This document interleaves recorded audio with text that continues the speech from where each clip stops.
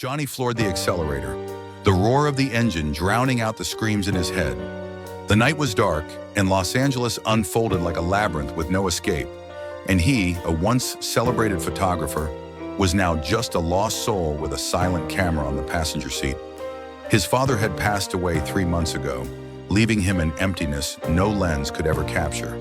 The car veered into a narrow alley, a faint golden light from an old pottery shop cutting through the darkness. Johnny stopped, not because he wanted to, but because he no longer knew where to go. He stepped out of the car, his shoes hitting the ground with a hollow echo. The pottery shop stood before him, small and dilapidated, like a relic forgotten by time. Through the dusty glass window, he saw an old man with silver hair, Elias, sitting at a potter's wheel, his trembling hands shaping clay. The clay spun under his fingers, transforming into a soft, curved vase, as if he were breathing his last remnants of life into it. Johnny knocked on the door, his voice hoarse. "I'm lost. Can you help me?" Elias looked up, his deep eyes piercing through him. He didn't answer, only silently pushed a cold lump of clay toward him. "Shape it," he said, his voice raspy like wind over stone. Johnny frowned, thinking this old man was odd, but he sat down anyway. The clay felt icy under his hands, soft, alive.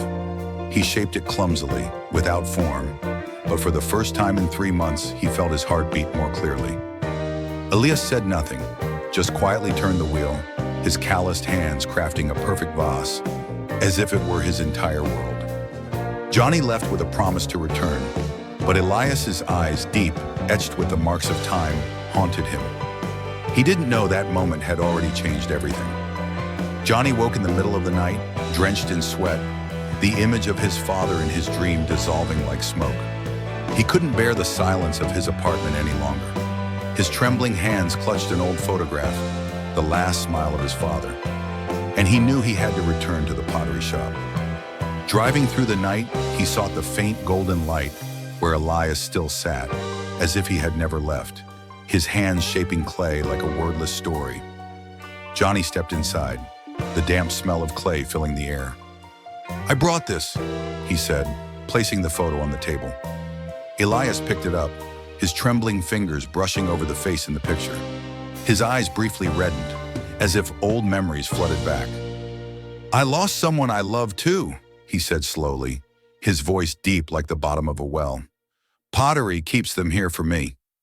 Johnny looked at the vase Elias had just made, simple yet full of emotion, and wondered what tied this man so deeply to clay. Elias set the photo down, pushing the wheel toward Johnny. "Try again," he said. Johnny sat down, his hands touching the clay, the cold now feeling familiar. He shaped it, clumsily but focused, as if searching for something within himself.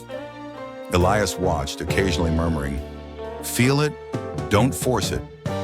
Under Johnny's hands, the clay began to take shape, something misshapen, but his own. When he looked up, Elias was staring at him, his gaze piercing. "You're like him," he said, his voice soft but enough to startle Johnny. "Who?" he asked, but Elias only shook his head, returning to his clay. Johnny left, carrying the small vase Elias had given him, his heart heavy. What did Elias know about his father? Or was this just the delusion of a man desperate for meaning? Johnny couldn't sleep, his mind reeling with Elias's words. "You're like him." He tore through his father's keepsake box, searching for clues, but found only faded photos and a handwritten note. "Elias, thank you for everything." His heart pounded. His father knew Elias. The next morning he raced to the pottery shop, determined to find answers. But what he saw made his heart stop. The pottery shop glowed in the dawn light, Elias sitting there, shaping clay as always. Johnny burst in, his voice urgent. "You knew my father, didn't you?" Elias froze, his hands stopping the wheel, his eyes darkening. "Sit down," he said, his voice low but commanding. Johnny obeyed, his mind a whirlwind. Elias sighed, beginning to speak. "I met your father 30 years ago. He came here, lost like you, and I taught him to shape clay." Johnny was stunned, unable to believe it. Elias continued, Your father lost his wife, your mother, and he was broken. Pottery helped him stand again, but then he left, saying he'd return. I never saw him again. Johnny trembled, the note in his pocket now making sense. His father had found peace here, with Elias. Why didn't you say sooner? Johnny asked, his voice choking. Elias looked at him, his eyes filled with deep sadness. I wasn't sure, not until I saw how you shaped the clay. You have his fire. Johnny looked at the vase he'd made, misshapen but alive, and tears rolled down his cheeks. His father had left a piece of his soul here, and now Johnny was touching it. Elias stood, placing a hand on Johnny's shoulder. Keep that fire, don't let it die, he said, then returned to his wheel. Johnny sat there clutching the vase, feeling as though he'd found his father. Not through photos, but through the clay. Johnny stood in the pottery shop, clutching the misshapen vase he'd made, when Elias suddenly clutched his chest and collapsed onto the old wooden floor. The sound of clay shattering echoed like the breaking of Johnny's heart. Elias's face turned pale, his deep eyes shut tight, and Johnny shouted in panic, Sir, wake up! He knelt beside him, trembling hands dialing for an ambulance, his heart pounding as if it would burst. Before passing out, Elias gripped Johnny's hand, whispering with a frail voice, Don't let the fire in the clay die. Johnny choked, realizing Elias wasn't just fighting physical pain. The ambulance arrived, its red lights flashing through the dim glow of the pottery shop. Johnny stood frozen as Elias was taken away, his hands still stained with dry clay. He turned back to the wheel where Elias's unfinished vase lay, warped like an unfulfilled plea. Johnny sat down, hands touching the clay, trying to shape it, but tears fell, blurring the clay. He didn't understand why he was crying, for Elias or for himself, a man who had been lost for too long. At the hospital, Johnny sat by Elias's bedside, the old man still unconscious, his breathing faint through the oxygen mask.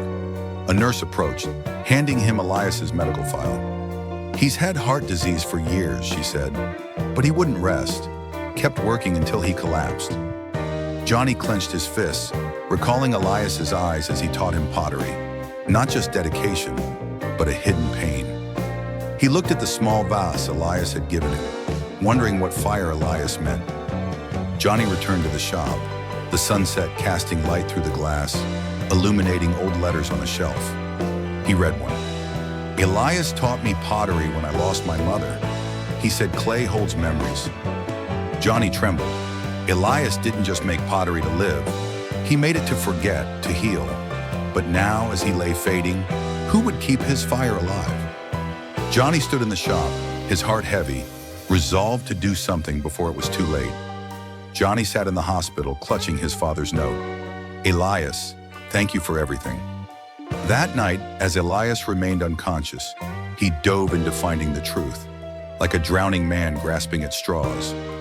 He flipped through the file the nurse gave him, and his heart stopped when he saw an old photo. A young girl, her smile eerily like his father's, standing beside Elias, holding a clay vase. The corner of the photo read, Anna, 1995. Johnny trembled. The note in his hand now felt heavy as stone. Elias wasn't just his father's teacher. He was part of a memory Johnny never knew. He asked the nurse, his voice breaking, Who is this girl? She sighed. Elias's daughter, Anna. She died in a car accident 30 years ago. Johnny was stunned, the note now a boulder in his hand. Elias had once been a renowned potter, but after Anna's death, he abandoned everything, opening this small shop to teach poor children. He said pottery kept him going, the nurse recounted. Johnny looked at the photo, Anna's smile blending with memories of his father, a fated coincidence. Back at the shop, Johnny found an old wooden box under the table. Inside were letters Elias wrote to Anna but never sent. My dear, I shape each vase to keep you with me. Tears fell. Elias hadn't just lost his daughter, he'd lost his world. Johnny recalled Elias's words. You're like him. His father had come here, broken after his mother's death, and Elias had helped him stand again through clay. But why hadn't his father told him? Johnny stood in the shop, holding Elias's unfinished vase. feeling the pain of both men, his father and Elias, as if it were his own. Elias had turned loss into art, but now he was slipping away, and Johnny knew he had to do something to honor the unspoken promise. Johnny stood in the pottery shop, moonlight streaming through the glass, casting shadows on the dusty wheel. When his phone rang, Elias had woken up. He raced to the hospital, his heart burning with resolve, yet laced with fear. Fear that Elias would refuse. Fear that he wasn't strong enough to keep the fire Elias spoke of. Elias lay there frail, but his eyes sharp, looking at him. "Why did you come back?" Johnny didn't answer, only placed a stack of letters from the children Elias had taught before him. Their handwriting scrawled, "Elias is our family." Elias trembled as he read, tears rolling down his weathered face. "They say I saved them," he whispered, "but I was just trying to save myself." Johnny knelt beside the bed. "You saved my father, and now I want to save you." He shared his plan, to turn the shop into a healing center, a place where lost souls like him could find meaning through clay. Elias shook his head. "I don't need pity," but Johnny was firm. "It's not pity, it's keeping the fire alive. Your fire, Anna's, my father's." Johnny returned to the shop, starting to clean up. He found old vases Elias had made, each one holding a story. A letter fell out. "Elias taught me to shape clay when I wanted to give up on everything." Johnny choked. Elias wasn't just a potter. He was a beacon for broken souls. He called friends, asking them to find the children Elias had taught. He wanted them to come, wanted Elias to see he wasn't alone. That night, Johnny sat at the wheel, shaping a new vase. It was still misshapen, but this time he smiled. It was his, the fire he was learning to keep. He knew Elias would resist, but he wouldn't give up. This wasn't just a pottery shop. It was a place of healing for them both. Johnny stood in the pottery shop, his hands trembling as the children Elias had once taught poured in, clutching their misshapen vases. Laughter filled the air, drowning out the stillness of the night, like a fire blazing from ashes. An orphaned boy with shining eyes ran up. "Elias taught me to make this when my dad died." Johnny knelt, wrapping the boy in a hug, tears falling as he realized Elias wasn't just a teacher. He was a beacon for lost souls. And now Johnny was carrying that light forward. The boy spoke, his voice innocent. He said, "Clay can hold a soul, as long as I believe." Johnny looked around, seeing the children's faces, each with a story. A mute girl, now speaking a few words, pointed to her small vase. "Elias taught me." Johnny choked up, recalling Elias's words. "Don't let the fire die." Elias had used pottery to heal them, just as he'd saved Johnny's father. And now Johnny understood that fire was greater than he'd imagined. He gathered the children, asking them to share about Elias. One said, "He stayed late to teach me, even though his hands shook." Another added, "He gave me clay when my family had nothing." Johnny stood silently, clutching the vase Elias had given him, feeling as though Elias were here, in every story. He decided this shop had to live on, not just for Elias, but for these children. That night, Johnny called friends, asking them to spread Elias's story. He shaped a new vase, no longer as distorted as before, now taking the form of hope. The children clapped, and he smiled. The fire Elias had ignited now spread to him, burning brighter than ever. Johnny rushed into the hospital, clutching the vase he'd just shaped, his heart pounding as he saw Elias sitting up, his eyes still sharp but frail. "What are you doing here again?" Elias growled, his voice hoarse. Johnny didn't flinch, placing the misshapen but heartfelt vase before him. "I made this for you, for my father, for the kids." Elias stared at it, his trembling hands reaching out, tears rolling down his wrinkled face. For the first time, Johnny saw him break, not from illness, but from emotions he'd buried too long. "I don't need anyone's pity," Elias shouted, his voice cracking. Johnny knelt. "This isn't pity. I want to keep the shop alive, to give the kids a refuge, like you did for them, for my father." Elias fell silent, staring at the vase, then whispered, "You understand now." Johnny shared the plan to turn the shop into a healing center. Elias shook his head, but his eyes softened.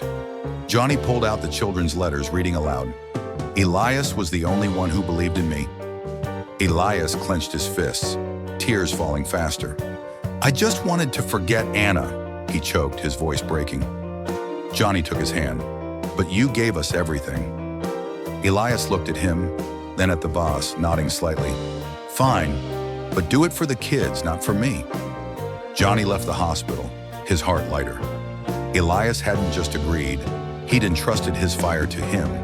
He knew Elias wasn't resisting anymore, not because he was weak, but because he saw Johnny healing too, just as he had with Clay. Johnny stood before the newly renovated pottery shop, the sign Fire in the Clay glowing under the sunlight. As Elias stepped out of his wheelchair, his eyes brighter than they'd been in days.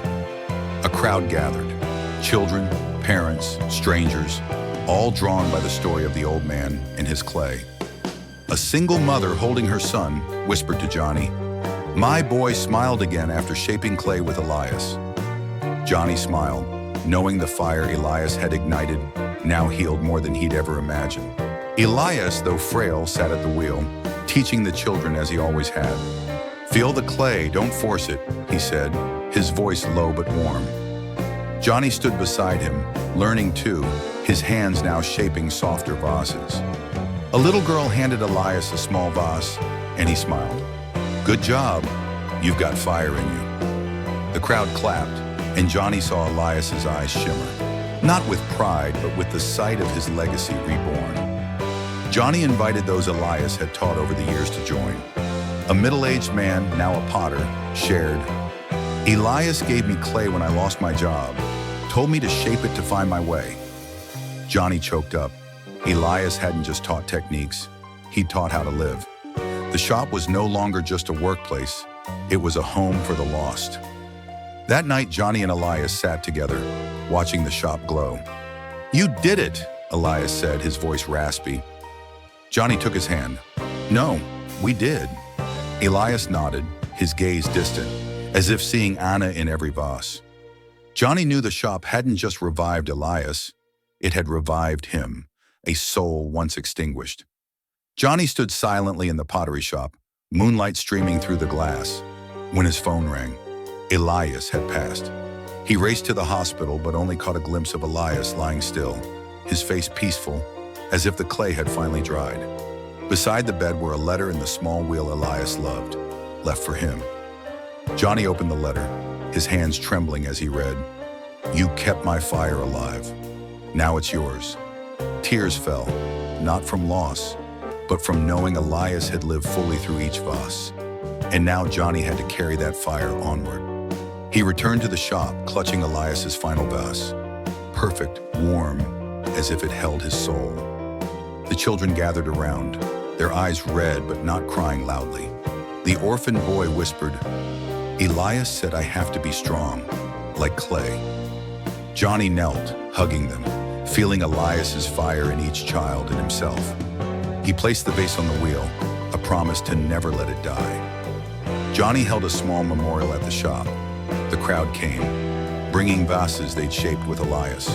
A woman shared, "He taught me to shape clay when my husband died, told me not to give up." Johnny listened, realizing Elias hadn't just left pottery, he'd left hope.